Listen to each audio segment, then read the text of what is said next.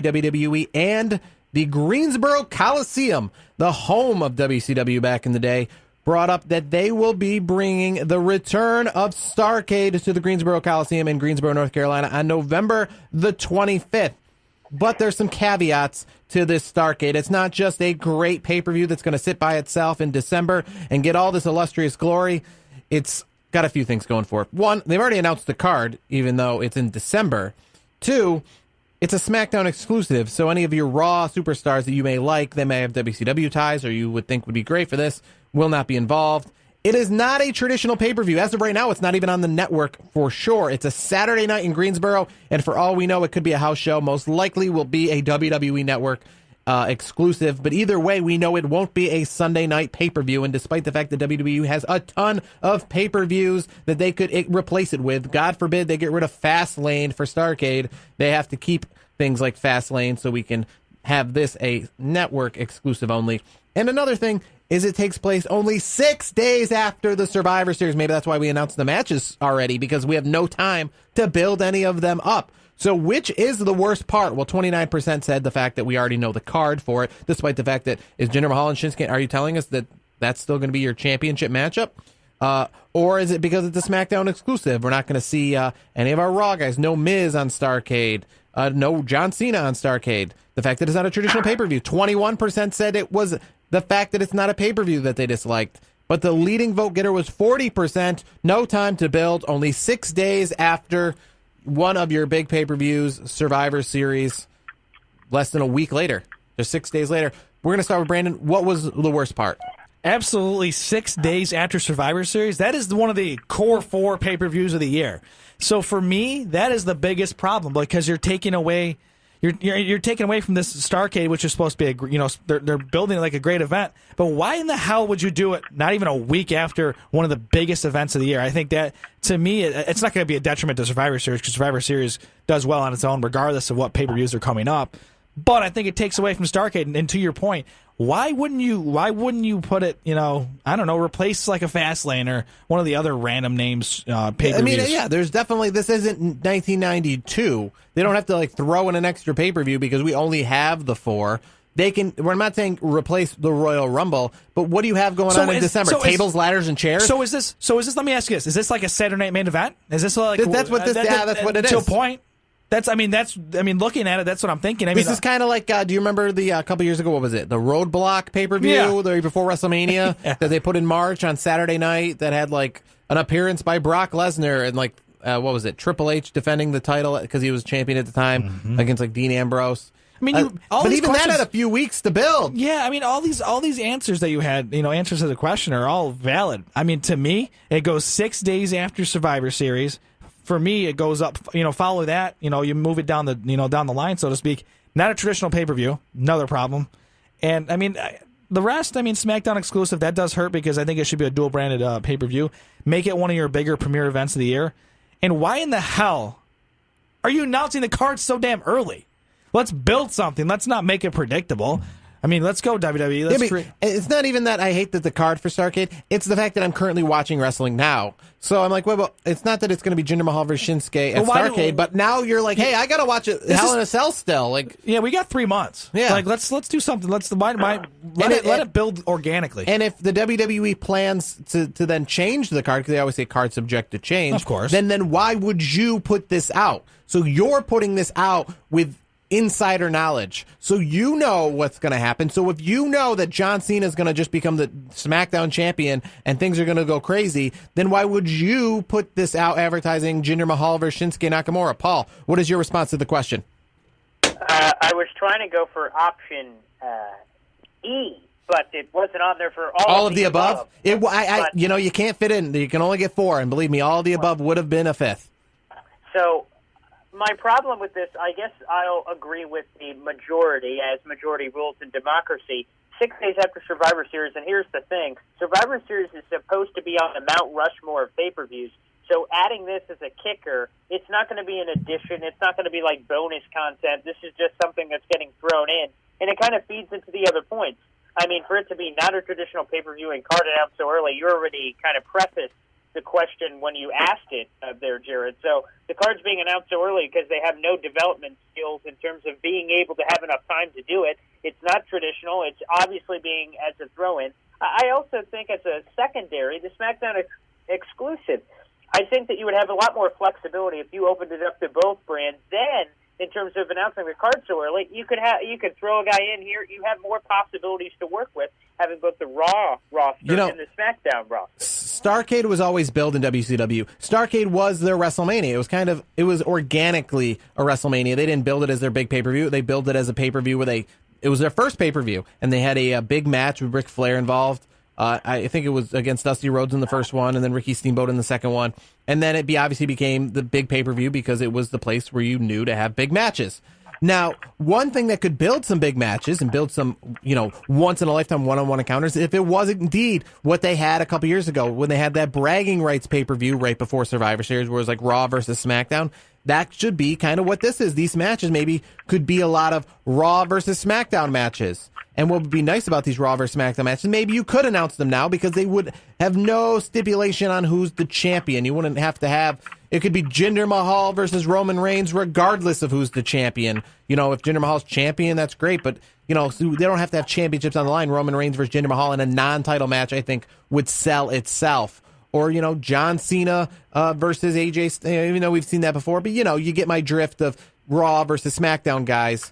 And kind of one of those, one-off, and that's what they want this to be. They want this to be a special, so that's what I think they should do. My big thing is that it's not a traditional pay-per-view, and the fact that WWE has so many stupid pay-per-views. They have so many pay-per-views that we wish would be abolished altogether, and then you come up with these great ideas. You have King of the Ring, you have Starrcade, you have Halloween Havoc, you have these things that you could just sell us that name, and I'm interested. If you told me Halloween Havoc was coming to New York City in October, I don't need to know the card, but it's like WrestleMania. Oh, when do tickets go on sale? Like, I got to get tickets to that. Sounds like something good. Mm-hmm. And I don't need to know the card. You can make it a No Mercy card. You can make it a Hell in a Cell card, but it kind of gives that aura, like exactly what Starrcade is doing. The fact that they said Starrcade's coming back. We're not buying the matches. We're buying Starrcade. We're buying like, hey, that's cool.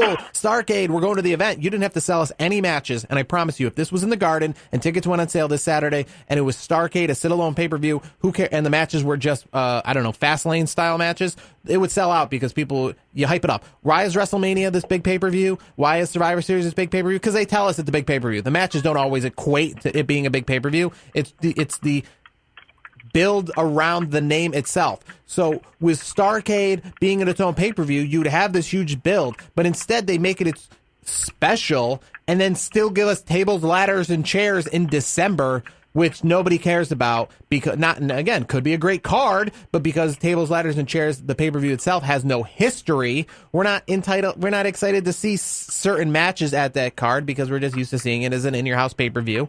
But if you told us Starrcade is now going to be the new December pay-per-view, it's like you got to watch every night. It's like when the Cleveland Indians were on that winning streak. It's like, now I got to watch tomorrow. It's the same here with this. It's like, now I got to watch Survivor Series. But then I can't miss Starrcade. And then after Starrcade is Royal Rumble, and I can't miss Royal Rumble. So it's like, you got us every single month saying, like, can't miss that.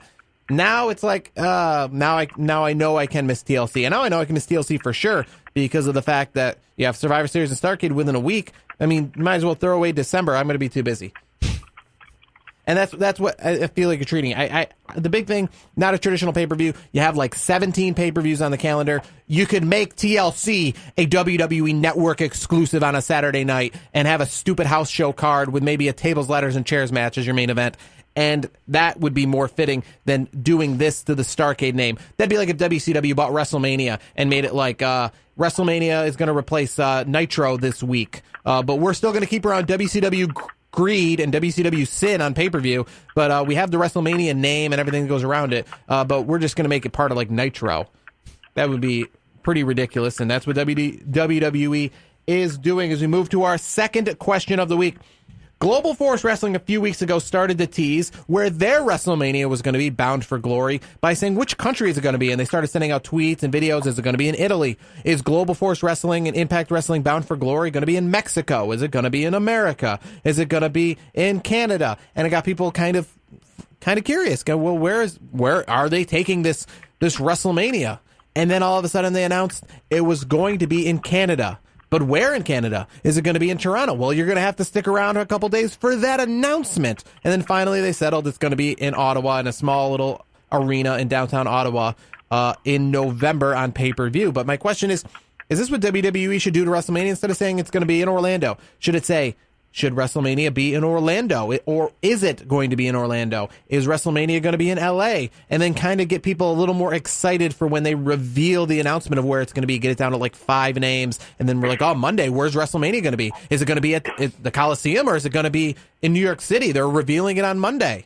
Here's my thing. Before you pose this question, I had no idea about. I haven't paid attention to Global Force Wrestling. I think in theory it's a good concept. I think WWE could take a little bit of a page from it. But I mean, WrestleMania. I mean, depending on what city it is. I mean, I know for you it's good because you can. I know you go to WrestleMania every year, depending on where it is. So I mean, let me ask you this. Not to jump too far away, but if say WrestleMania in a couple years was in Toronto, I know you're going to be there, right? Well, I mean, why would I not be there? You're right. Why there. would you not be there? Come on now. It's like a 4-hour drive. I'm putting in Toronto this weekend where it would be. So why would I not go for WrestleMania? I go like almost once a month. So why would I not go for WrestleMania? Come on now. Let's Vancouver?